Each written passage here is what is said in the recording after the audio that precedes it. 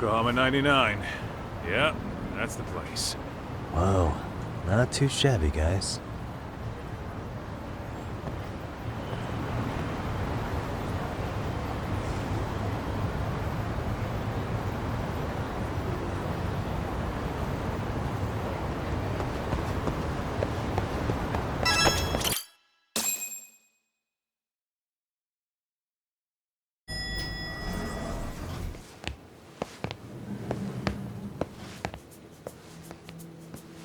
Yo. Ah, if it isn't the man of the hour, Yagamishi.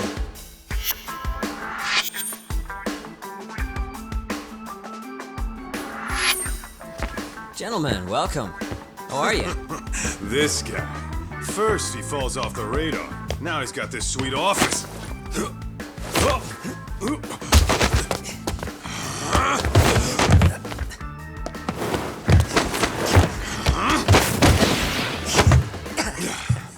Little shit. You're still quick as a thief. Maybe a little quicker, actually. Well, I'd say thief isn't very fair. It was stealing. Oh, come on. You know I wasn't doing it to line my own pockets, right? We took from the powerful and gave to the powerless. It was altruism. And it's all in the past now, so let's just leave it at that.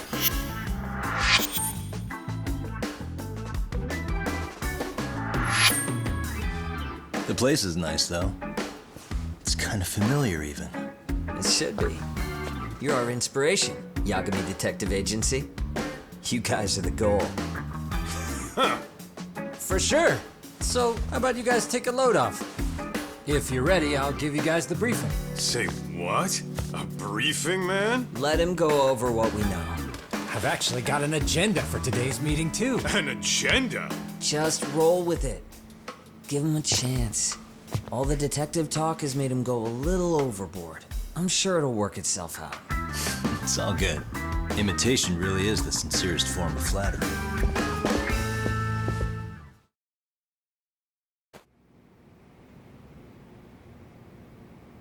To sum up why we called you, we've been seeing a major upward trend with these kinds of cases. What do you think? Care to take a wild guess? I'll give you a hint. It's not a problem you'd find in Kamurocho. So, it's specific to Yokohama?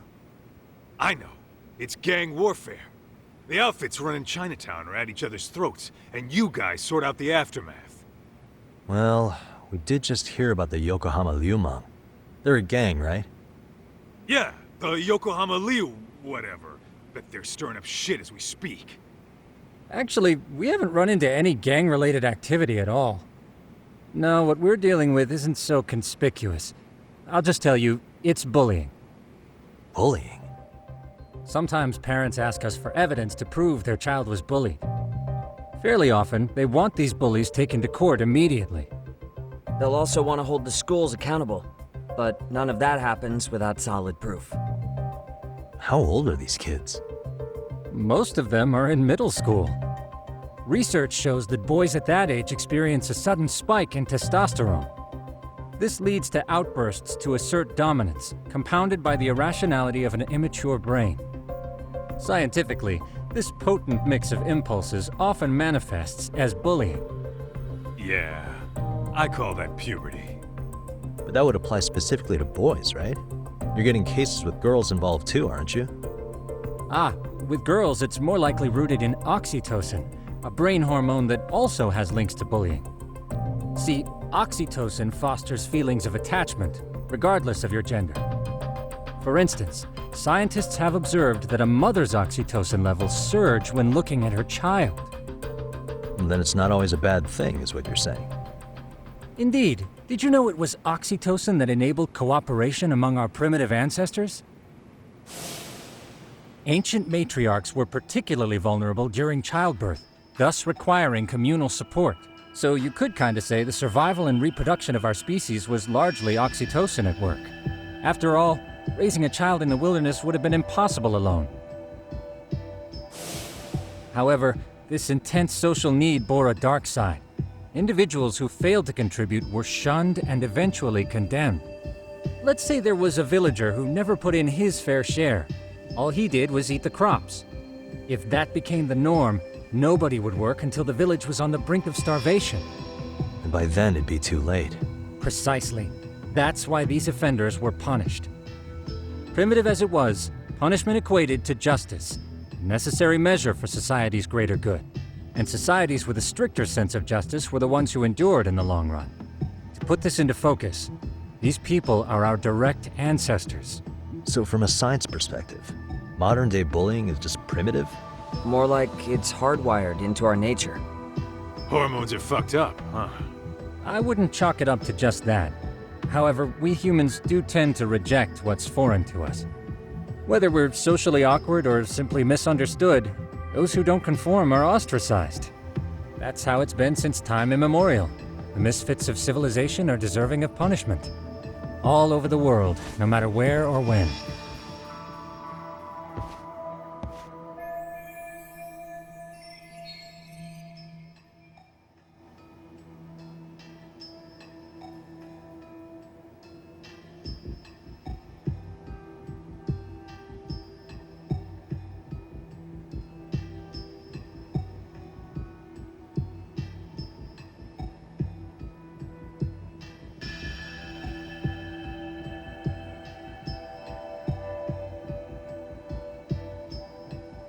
Looks like you guys have been doing your homework. Tsukumo-kun's the one hitting the books. I'm more in charge of the fieldwork. Makes sense. Here's another fun fact while we're at it. An act of betrayal also increases the human urge to punish the offender. In those cases, the act of punishment floods the brain with dopamine, triggering an instant rush of pleasure. In other words, serving justice can feel just as good as eating or having sex. Sure, but that's where we have to draw the line. Justice can't be twisted into joy, or it stops serving its purpose. Very perceptive, Yagami-shi. So, back to reality. What's this big case that needs all the manpower? Ah, yes. Our client is the chairman of a private school. He wants us to scour the campus for any and all instances of bullying, leaving no stone unturned. That said, he also requires us to be discreet. How big is this school? Let's see, there are 6 classes per grade, making 18 in total. So approximately 600 students. Given that, Sugiurashi and I couldn't possibly vet them alone. We'll be meeting the chairman at a restaurant tonight to lay out the specifics. How about the two of you come join us? We could use the help. Man, for a couple of rookies, you sure have it together. You guys are free until dinner. Oh, we already made the reservations in Chinatown, by the way. Think of it as a little welcoming party. The restaurant's name is Kyoinro. If you could meet us there, that'd be great.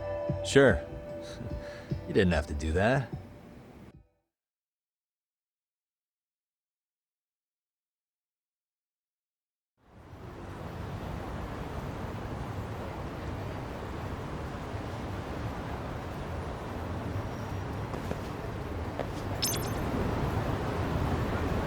Let's hit it.